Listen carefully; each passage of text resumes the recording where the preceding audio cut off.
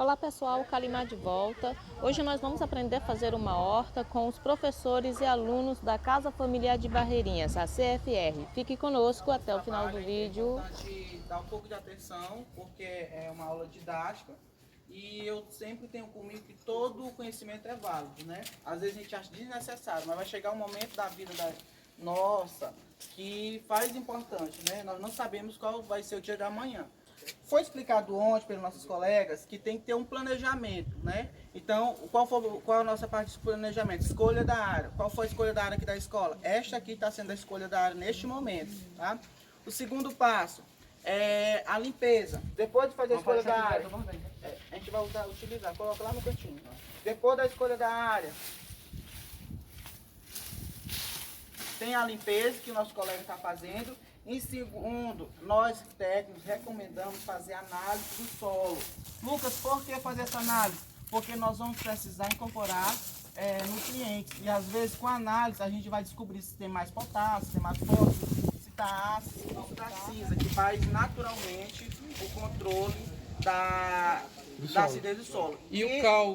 O cal também faz, cal virgem. Então muitas pessoas aqui têm a roça no sequeiro, eles queimam e na primeira oportunidade dá uma ótima produtividade, na segunda já não tem. Por quê? Às vezes tem uns até sapeca, porque para dar uma mandioca. Então eles acham que é por conta do sapeca, mas não é na verdade. Na verdade, eles sapecam a mandioca, aí ali vai estar a liberação de calcário, né, de cálcio, onde a planta vai se desenvolver bem e dar uma produtividade boa, tá?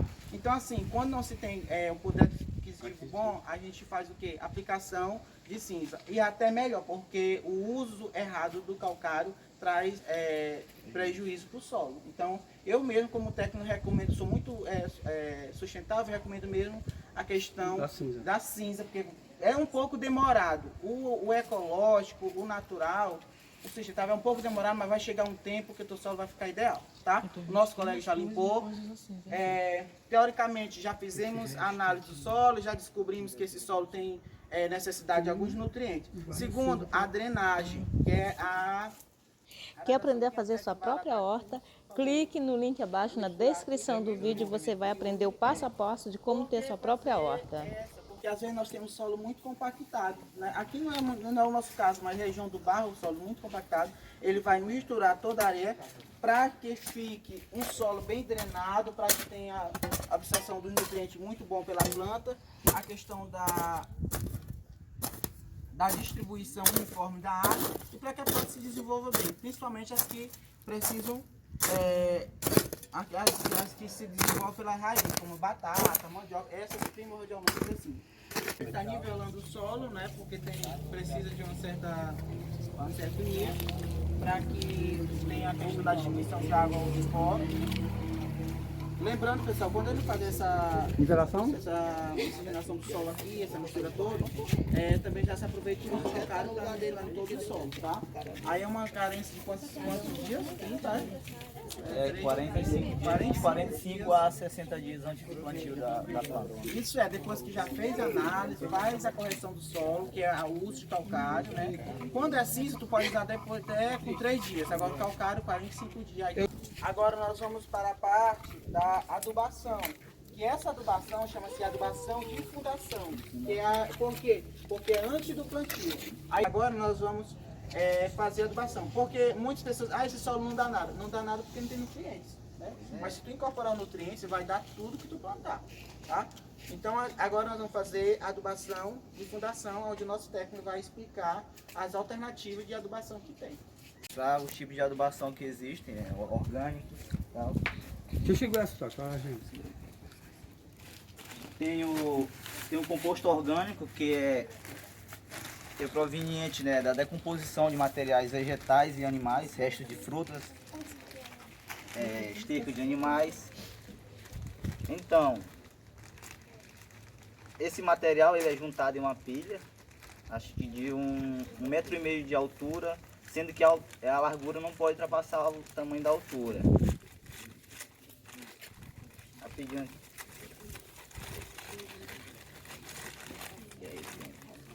Aqui é esterco de frango, material bem rico em nitrogênio. Cama de frango, que é usado no aviário, Aí gera isso aqui, ó, um adubo muito fértil, muito rico em nutrientes. Sim, a compostagem é... Pode fazer logo a doação. Você pega palhadas, materiais fibrosos como palhas de buriti, restos de capina e outros materiais fibrosos, folhas, tudo que vem de origem vegetal e animal pode ser usado. Você pega, coloca em uma certa camada de 20 centímetros. Após isso, pega os materiais que são mais como restos de frutas, materiais mais dissolvidos. E faça de uma altura de até 1,5 metro de altura. Após isso, esse material vai ficar se decompondo durante uns 30 dias. É obrigatório, necessário que se molhe esse material, pelo menos uma vez por dia. Vai depender também da temperatura do material. Você vai lá, é um teste muito fácil e ágil de fazer. Você pega uma varinha de ferro, né? O material está lá, compostagem, você vai lá, enfia o ferro no material e observa. Se vê se tiver muito quente o ferro, quer dizer que o material precisa ser umedecido, quer dizer molhado, né? Quando que você coloca lá, ele deixa um pouco de segundos ali, que depende de esfriar dele, se está quente ou está frio. Aí, se tiver muito frio, quer dizer que não tem ação micro-organismo, naquele composto. Então você vai ter que alimentar cada vez mais. Outro exemplo é o biofertilizante, também derivado de origem animal e vegetal. São restos chamado de chorume.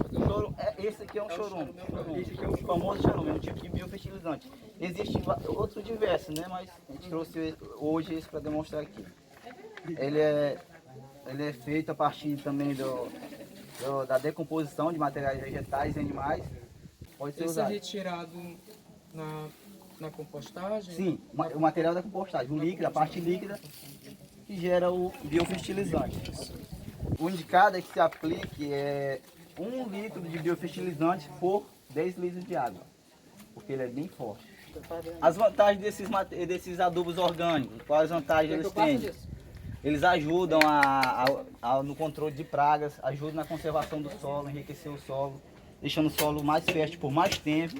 Ao contrário dos adubos minerais, que os adubos minerais, como foi visto na palestra ontem, eles são bem prejudiciais ao solo. De acordo com o uso contínuo deles, as pragas vão se readaptando, se auto-fortalecendo E se multiplicando. multiplicando cada vez mais. Se você não tiver o controle ali, você não... No caso aqui, o nosso colega usou adubo orgânico, né?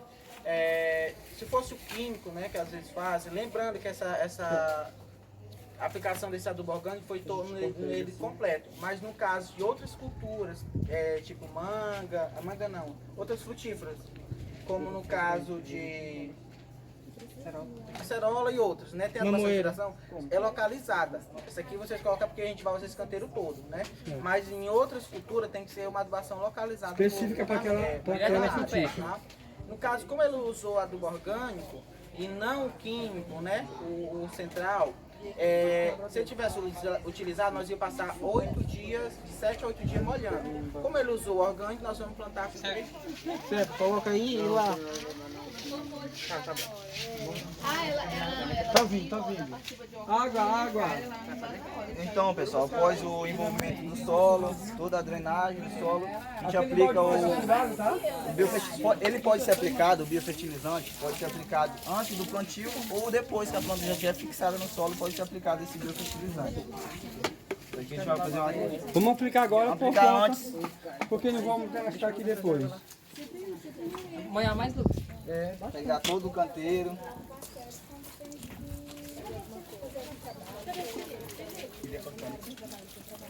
Essa etapa aí agora é o biofertilizante, Biofertilizante, aqui é o biofertilizante.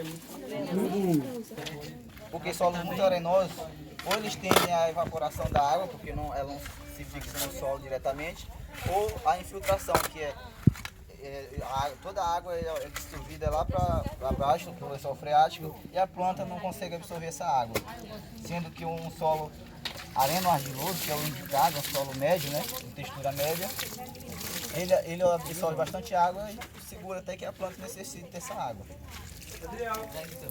Aqui nós fizemos tudo hoje, mas suponhamos que está com 3 dias, viu, professor? Aí nós vamos fazer o plantio.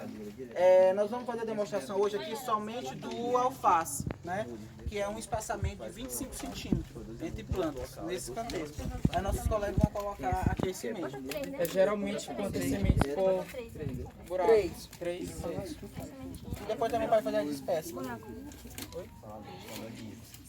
Isso aqui é o plantio direto, que é direto no canteiro, e tem aquele outro plantio alternativo, que é através de mudas, que é onde tu prepara as mudas antes, e se tu quiser preparar, ou se não, às vezes tu compra. Tem pessoas que já é preparada para preparação de mudas, né? Não só de hortaliças, como outras frutíferas também.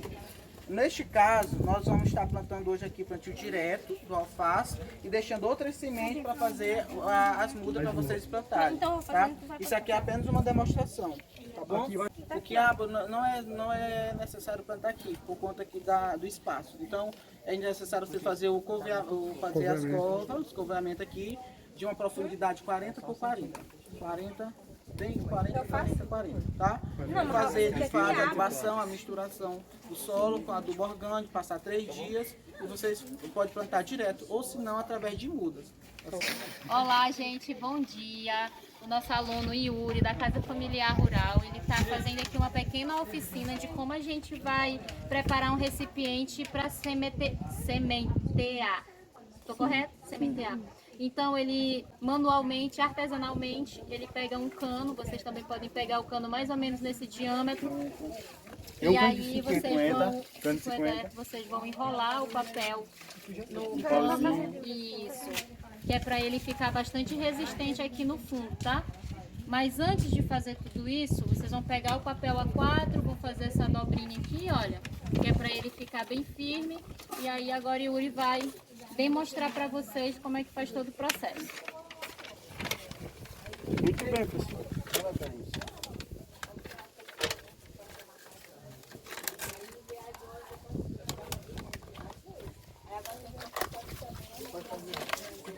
Vem aqui um pouco tempo, Thiago. Vem aqui no meio. Tá bem úmido, né? Tá bem molhado, tá ótimo.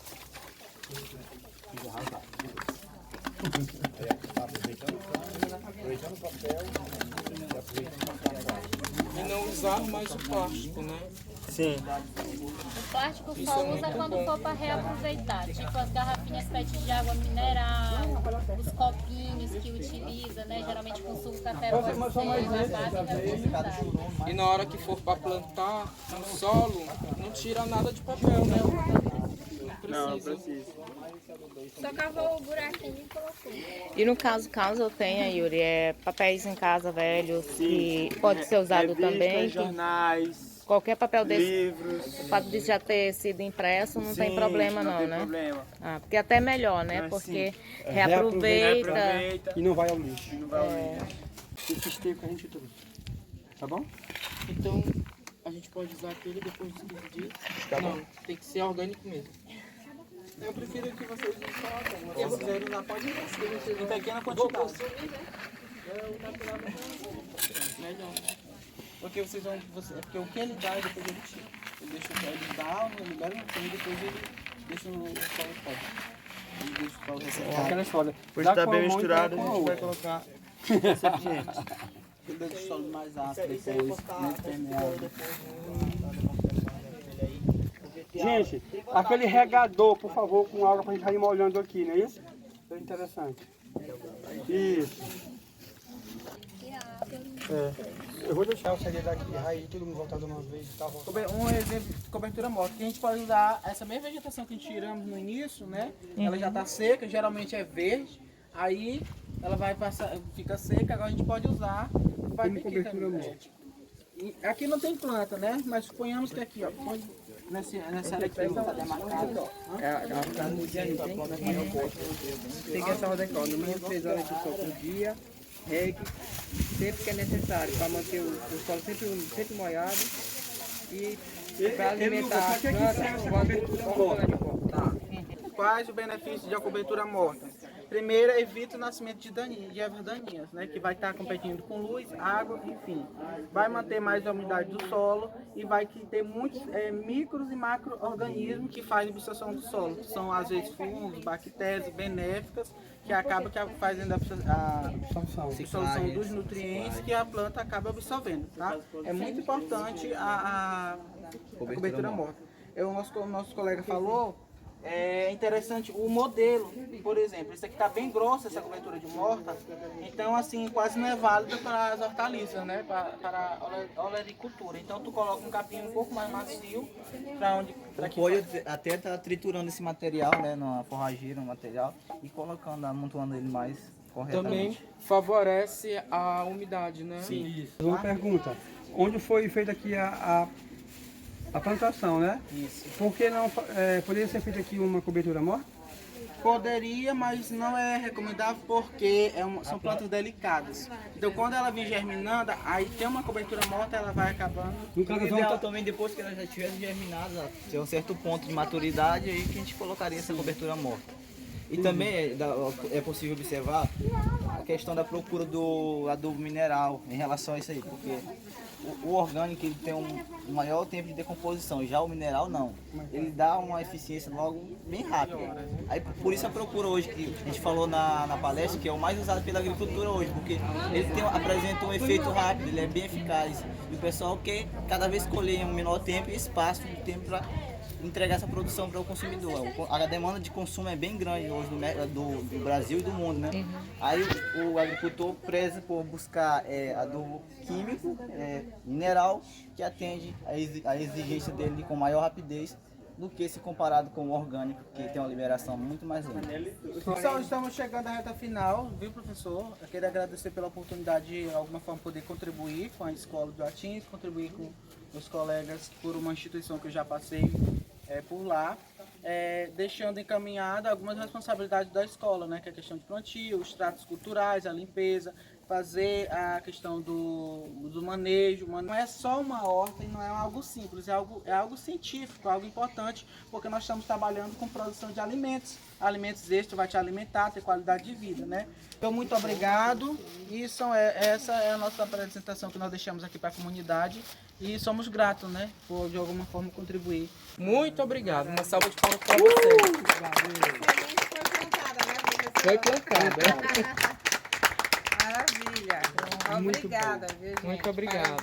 Parabéns, parabéns pelos cabeças. Você Gerson.